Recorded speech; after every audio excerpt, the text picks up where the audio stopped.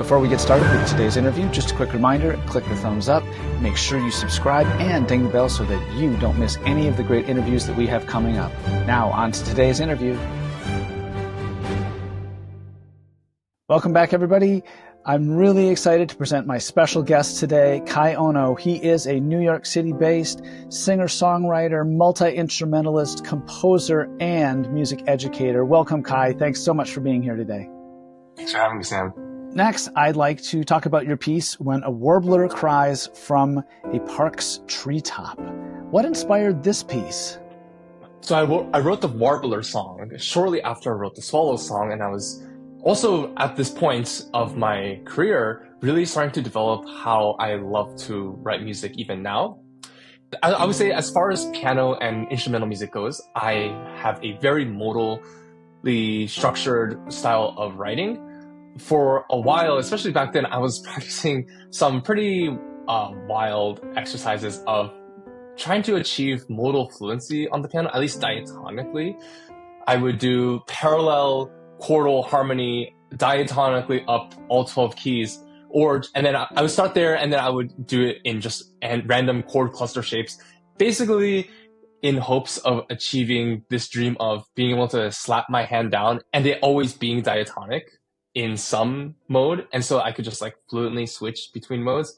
Or what this also helped me is developing a modal ear, so I can be just kind of comfortable with treating music in a diatonic setting just purely contourally as opposed to hierarchically or functionally.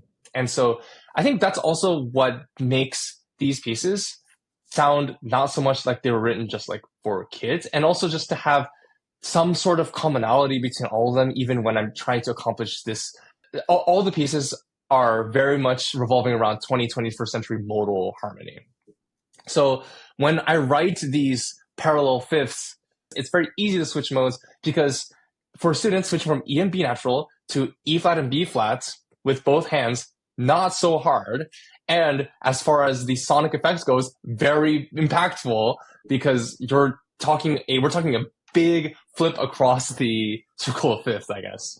I think that's what contributes to making these pieces more harmonically interesting for kids. What are the things that students should be focused on and thinking about as they're playing this piece? When I was teaching the Warbler song to my students, I was also at a point where I was trying to develop a good habit of just listening to their hand as far as where they are on the piano.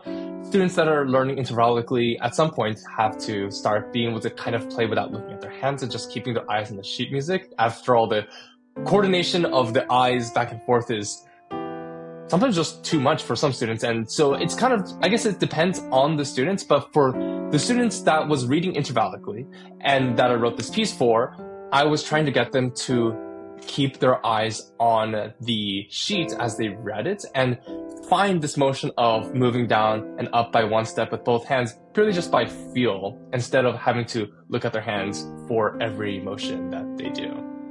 So Kai Ono, thank you so much for joining us today. Kai Ono's book is For the Little Birds. It's available from mymelodies.com. We'll make sure we put a link down in the description so that you can go and pick up a copy of this book for your studio. Kai, thank you so much for your time today. Thanks, Sam.